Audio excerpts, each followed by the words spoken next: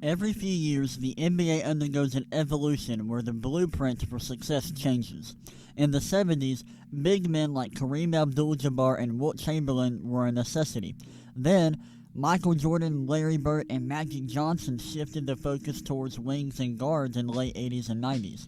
A few years ago, around 2015, point guards were kings of the league when Steph Curry took over, and today, wings who can score and defend at a high level are at the top of the NBA. Kawhi Leonard, LeBron James, and Kevin Durant have taken over the NBA the last few years, and the teams with a wing who is great on both ends of the court are usually at the top of their conference. The 2020 NBA Draft features a young shooting guard with limitless potential, Georgia true freshman Anthony Edwards. As a junior in high school, Edwards reclassified to the class of 2020, bringing himself closer to college and the NBA. He wasn't always a good basketball player, though. In fact, he made a name for himself on the football field as a kid. He was the number one running back in the country around the age of 10, but he gave up the sport after falling in love with basketball. God blessed him with incredible athleticism, but he had to put in a lot of work to get to where he is now. Edwards put in a ton of hours in the gym in high school trying to rebuild his jump shot, and once he developed a consistent jumper, he became unstoppable. After dominating summer camps and rising in the recruiting ranks the summer before his senior year, he signed with the Georgia Bulldogs, allowing him to stay very close to home. Anthony Edwards had an up-and-down freshman season, averaging 19.1 points on 40.2% field goal and 29.4% three-point shooting, 2.8 assists, 5.2 rebounds, and 1.3 steals per game, but he showed he has the potential to be a star at the next level.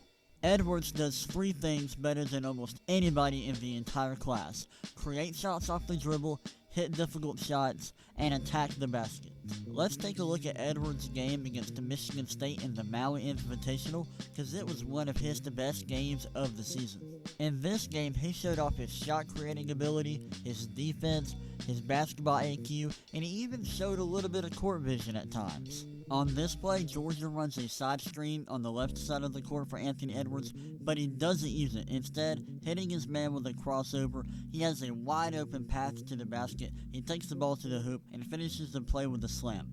I like how when the help defender comes over, Anthony Edwards switches the ball to his other hand and uses the step through to get to the basket. That's very nice footwork. I like the creativity. I love this play. Here's what makes Anthony Edwards extremely hard to guard. He can hit difficult shots off of the dribble. Here, Edwards brings the ball up the court. His big man is kind of setting a screen for him. He hits Winston with an in and out to the left. Then he brings the ball between the legs, hits him with another in and out to the right, then hits him with a crossover into a sidestep, hits the shot in his space. That is beautiful. That is ridiculous. For a guy his size to have that array of dribble moves and to be able to hit a difficult shot like that, that's insane. Now Edwards is trying to will the Bulldogs back into the game in the second half. His teammate 24 sets a screen for him. He gets the switch. Now a big man is defending him. That is a huge mismatch. He hits the defender with a hesitation, which creates a ton of space. That is way too much space. He dribbles into a pull-up from deep. He hits the shot. That is amazing. That is awesome. I am loving it. Now let's talk about Edwards' playmaking ability.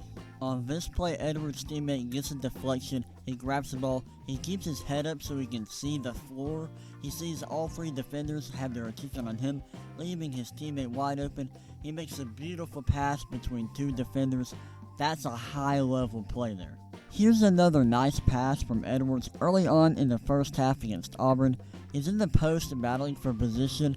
He catches the entry pass, sees his point guard cutting, and hits him with a beautiful pass with the left hand. I like to see Edwards make high-level passes with both his right and his left hand, and that ambidextrousness gives me confidence in him as a playmaker at the next level. With Edwards, the good is great, but the bad is really, really bad, and he has some glaring issues he has to clean up. One of Edwards' biggest issues is that he settles for jump shots way too often. Take this play against Michigan State for example.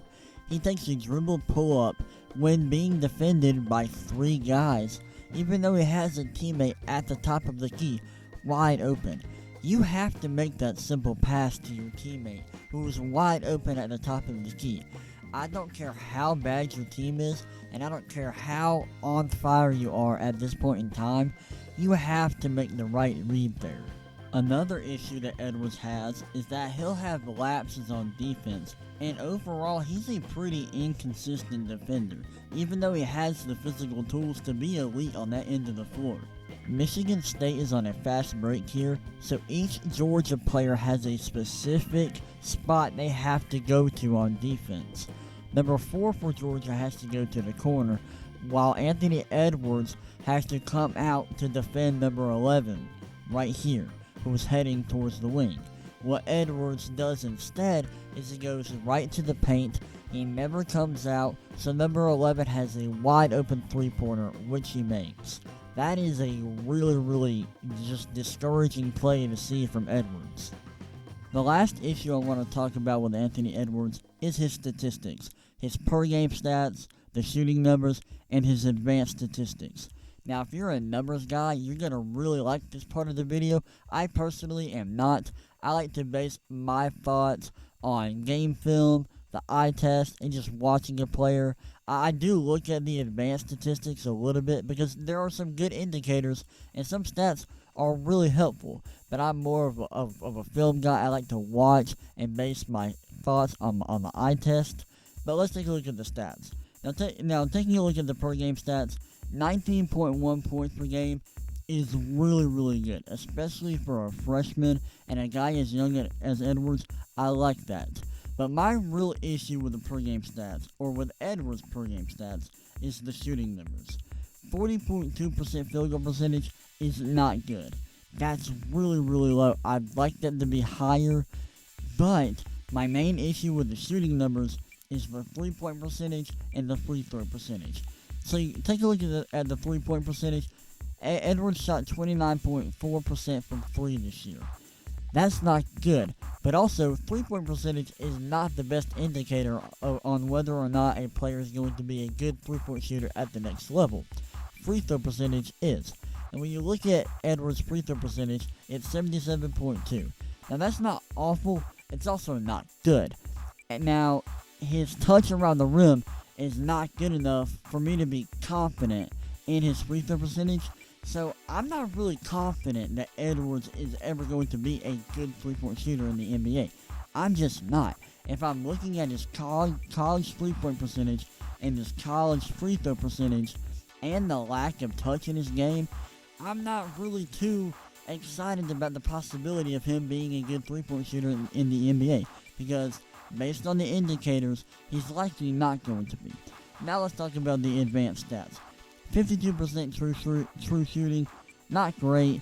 I would like to see it be like closer to 60%, maybe high 50s. That's alright. Efficient field goal percentage, that's not really good. Now his 3-point attempt rate is really high. So he's taking a lot of threes, even though he's not a great 3-point shooter. Now that's also why his 3-point percentage is not that good. It's because he's attempting so many. Now, one issue I do have with the numbers is because he had such a high usage rate. That's one of the reasons why everything is so low and why his numbers don't look that good. He had a 30.4% usage percentage as a true freshman. This dude's not even 19 yet, and he's got a 30.4 usage percentage. That is insane. Georgia was not very good this year. Now, Edwards did have his own issues, but I want to just tell people, stop just using advanced stats to crap on players, when Edwards' situation is one of the reasons why he had such a bad year. That's my main takeaway when I look at the usage percentage and all the other advanced statistics.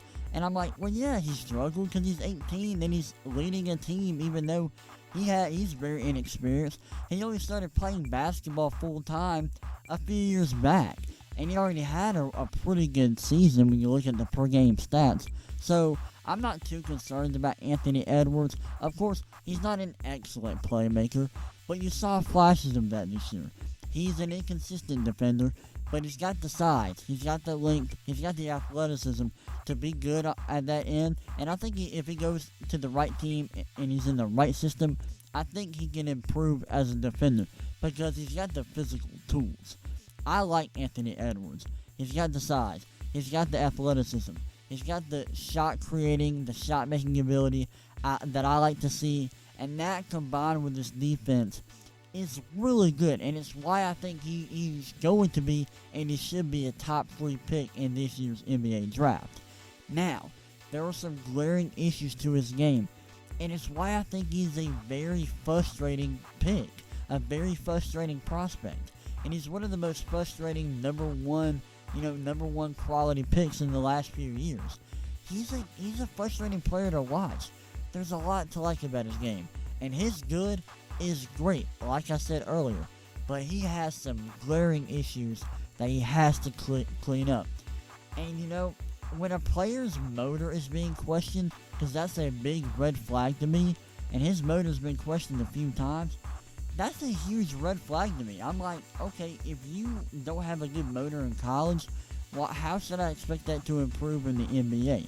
Now, he's got a good work ethic. We've seen that in his high school days.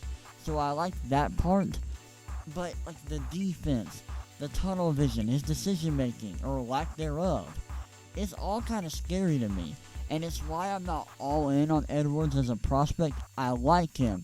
And spoiler alert, he's going to be in my top 5 on my NBA big board. But as much as there is to like about his game, there's a lot to just be weary of, and there's a lot of red flags. So that is why I think he's one of the most, infuriating prospects to watch in recent memory. He could be really good, but he also could be very disappointing and could never hit his ceiling, which is extremely high. He might be Andrew Wiggins 2.0. He might end up being Deion Waiters. Who knows? But I like Anthony Edwards, and I'm willing to bet on him. But hey, keep in mind, there are a lot of red flags, and don't be surprised if he never hits his ceiling.